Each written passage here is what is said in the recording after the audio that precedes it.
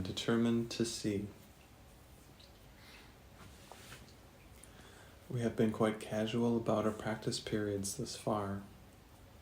There has been virtually no attempt to direct the time for undertaking them. Minimal effort has been required, and not even active cooperation and interest have been asked. This approach has been intentional and very carefully planned. We have not lost sight of the crucial importance of the reversal of your thinking. The salvation of the world depends on it. Yet you will not see if you regard yourself as being coerced, and if you give in to resentment and opposition. This is our first attempt to introduce structure. Do not misconstrue it as an effort to exert force or pressure. You want salvation. You want to be happy. You want peace. You do not have them now because your mind is totally undisciplined and cannot distinguish between joy and sorrow, pleasure and pain, love and fear. You are now learning how to tell them apart, and great indeed will be your reward.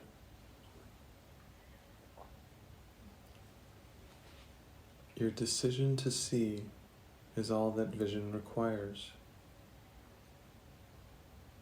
What you want is yours. Do not mistake the little effort that is asked of you for an indication that our goal is of little worth. Can the salvation of the world be a trivial purpose? And can the world be saved if you are not? God has one Son, and He is the resurrection and the life. His will is done because all power is given Him in heaven and on earth. And your determination to see is vision given you. The exercises for today consist in reminding yourself throughout the day that you want to see. Today's idea also tacitly implies the recognition that you do not see now. Therefore, as you repeat the idea, you are stating that you are determined to change your present state for a better one, and one you really want. Repeat today's idea slowly and positively, at least twice an hour today, attempting to do so every half hour. Do not be distressed if you forget to do so, but make a real effort to remember. The extra repetition should be applied to any situation, person, or event that upsets you. You can see them differently, and you will. What you desire, you will see. Such is the real law of cause and effect as it operates in the world.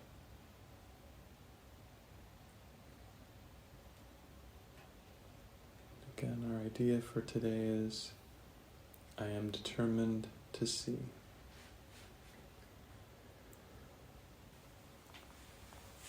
Thank you.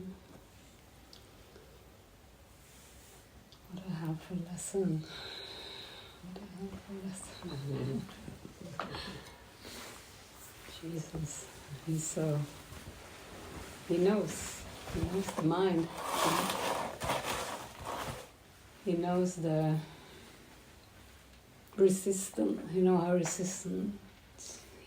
how resistant the deceived mind is. He's really telling us to be aware of that, to make a real effort, he said, to remember. But don't be hard on yourself if you forget. Okay? It's like a really very wise parent, it's like clear instruction, clear direction, and so loving. And like, remember, you want this. You want peace of mind. You want to be happy, right? Like that's what he's saying. Like, that's what you want, right? So this is the way to practice. He's saying a lot of times that we seek in the wrong place.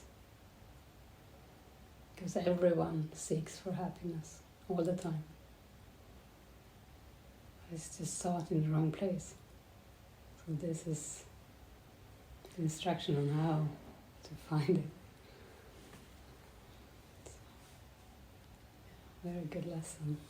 We'll all enjoy it, I think, to practice today.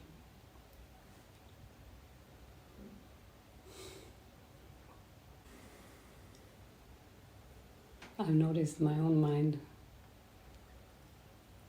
since I have practiced for quite many years now, it changes very quickly, almost automatically.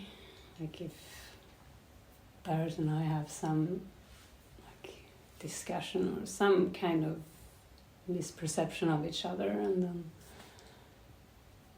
I have like my feeling around something, and as I look at it or as I share it, even I hardly get a chance to share it before it's shifted, before I see it, before it's really actually gone. If there was a complaint or a resentment, it's like I can't, if I try, I can't even describe it because it's already gone. The determination to see is coming in everywhere. Like so the ego doesn't have a lot of playroom anymore. So it is, yeah, I recommend practicing it. It pays off, so to speak.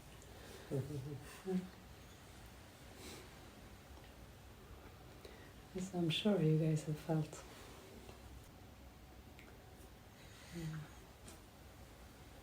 How are you all doing today?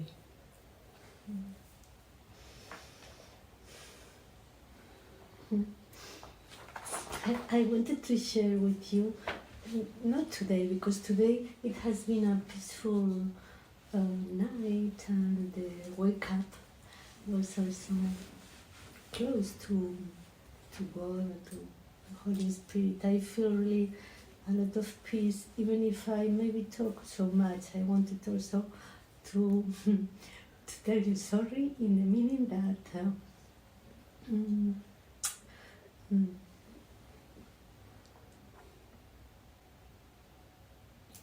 maybe it is an excuse that I say to myself, the fact that living alone for so much time, when I am with people, I really like to share words, or it's through the words. I know there are other ways, deep ways to share. So, okay. In any case, feel comfortable to tell me, Carmen, I don't like to speak anymore, or whatever. And when I speak English, I am not so clear. Please also let me know.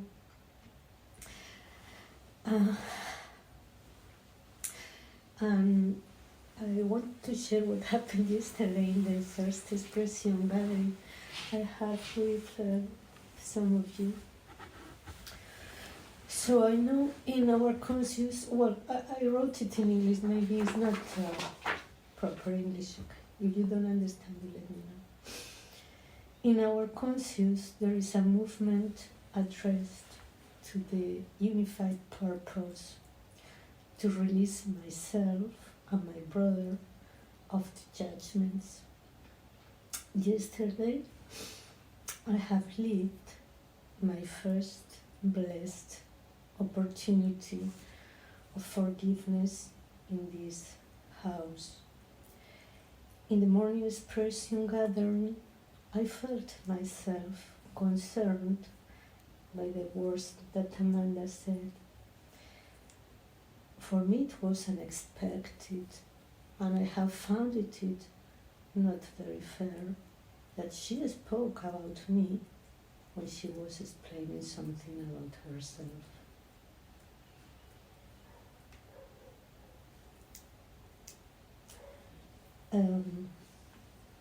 Jenny was here, and immediately I went to Amanda, and I also have spoken with Jenny. And there is an image of you, Jenny, explaining me, but it's a little spot in the plenitude. I don't know how we say that in English. In the whole of the piece. And also, I didn't understand. There is an image of, there is a perception of me that I would make you little. No.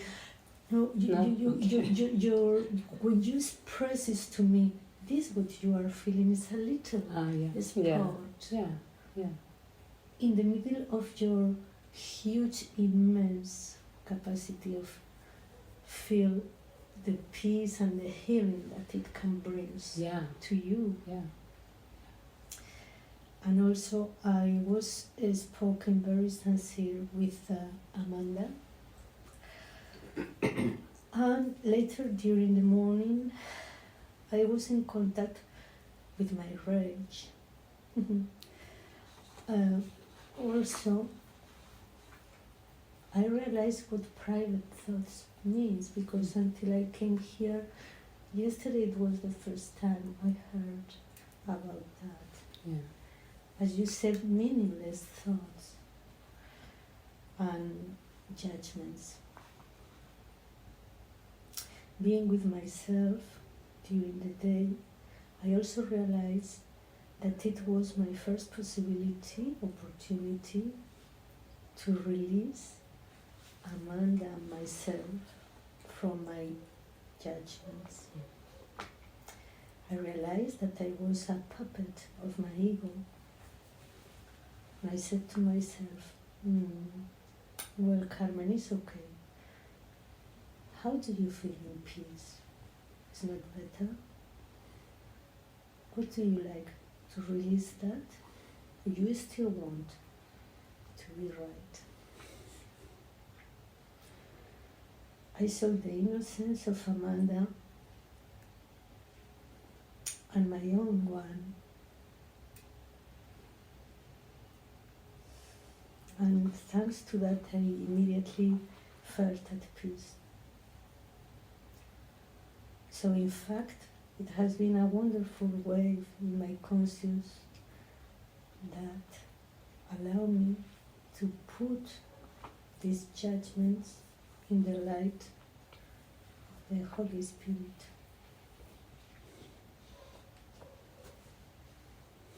That's beautiful.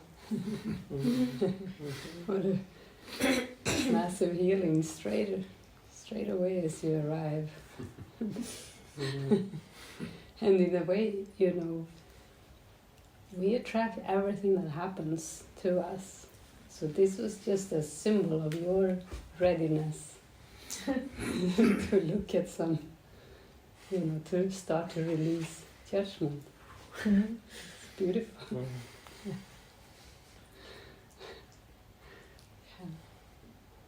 You attracted your witness to act it out together. Yeah.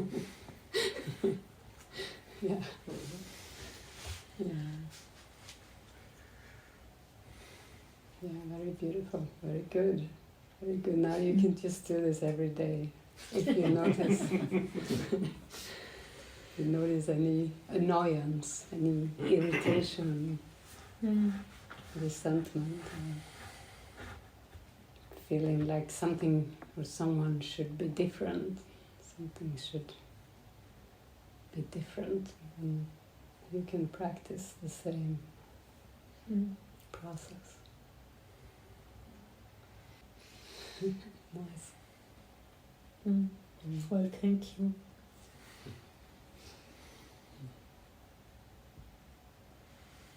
I feel really well here. Yeah.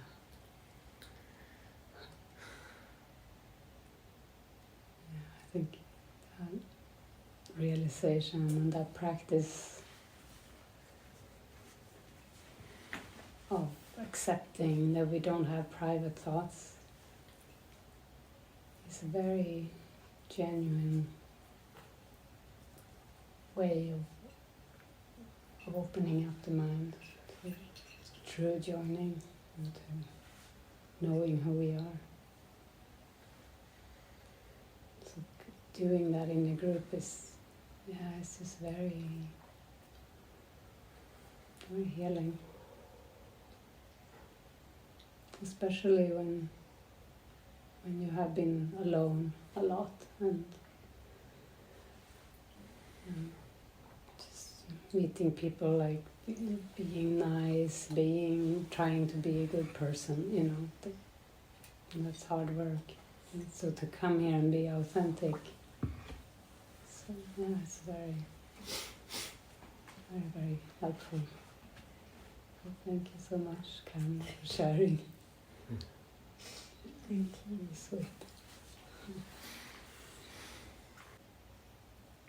Does anybody else want to share?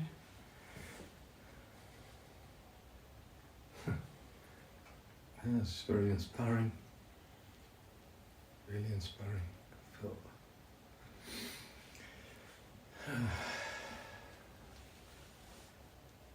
in the meditation, I just felt such intense desire to see differently.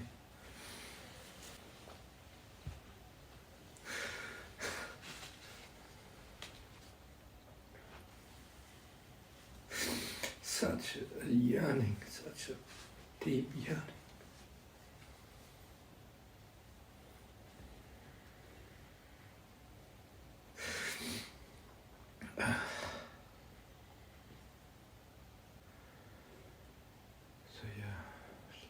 We were talking about Francois earlier.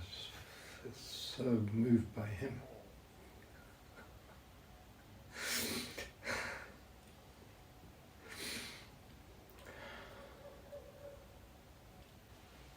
So like so much has happened in the last, feels like week, but it's probably only been 24 hours. Like so much change and just so much challenge to just be flexible, just to stay open, and sometimes I feel resentful and pissed off, but just okay, it's all right, it's all right, so yeah. But actually also feeling lighter around it all. Just watching it and just come and go. It was like the night before last, stayed in this room and it was so cold. I mean, it was like a tomb. Mm-hmm. Felt like I was in a tomb. And then in the morning we got up and we went up to the balcony and it was warmer outside, a lot warmer outside. Even in the morning, yeah. Wow, 6 degrees outside. Sorry? Well, it's been like 6 degrees in the morning. Yeah. Oh. So, but it was sunny and it was amazing, and we just had this breakfast up on the roof and it was beautiful. So I kind of knew it was going to be like that as well. And yeah, it wasn't, in that darkness and coldness was like, could really buy into that disastrous sort of dark place. Yeah, so it's just, there's a lot happening. I just wanted to say that. It's just very moved. The contrasts seem pretty strong at the moment, really strong. Yeah. It feels very powerful, so. And I was interested, I could still feel a lot of yearning around you, like going out and wanting the attention or the pleasing, And I really feel this is a time to really take that back and to, wholly find it within. And to be able to, speak my truth about that, and to let the fear of that go, of that part of me that still fears whatever it is, unworthiness, abandonment, and just to really to trust the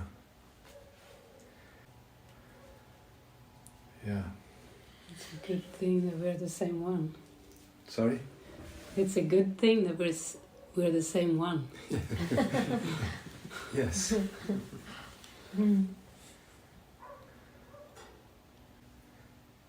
And yet within that, there's some part that is a little dysfunctional still, a little sometimes dependent, and that's not wrong. I've needed that. I've absolutely needed that, and I'm grateful for that, because I can feel the shifts I've been able to make, particularly recently, through trusting the love that's here, through you, and within the community, and so with you all. So, it's just really undoing that part that always expects the worst. So but yes, thank you. Thank you. That's important.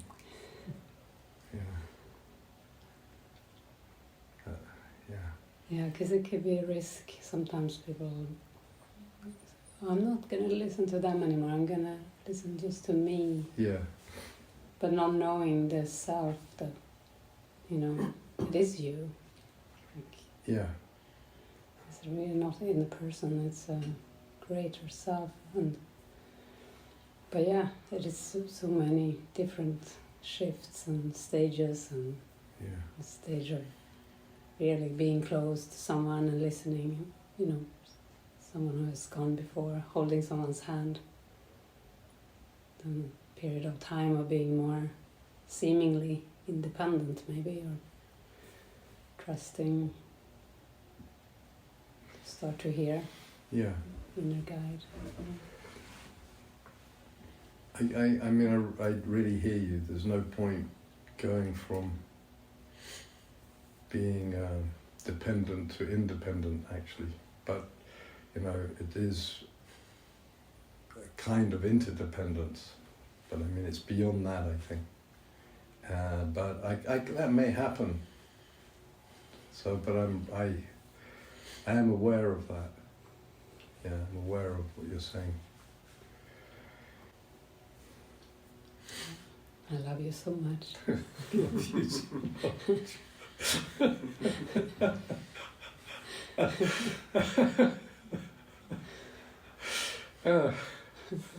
And with a laugh or cry or whatever, just right there.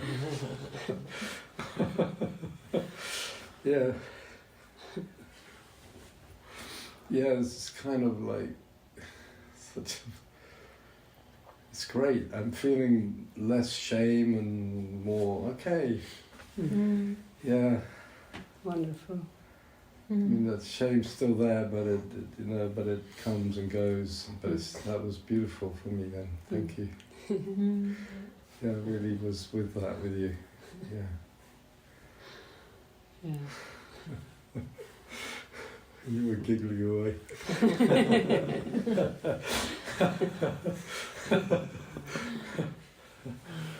Yeah. Thank you. Yeah, thank you.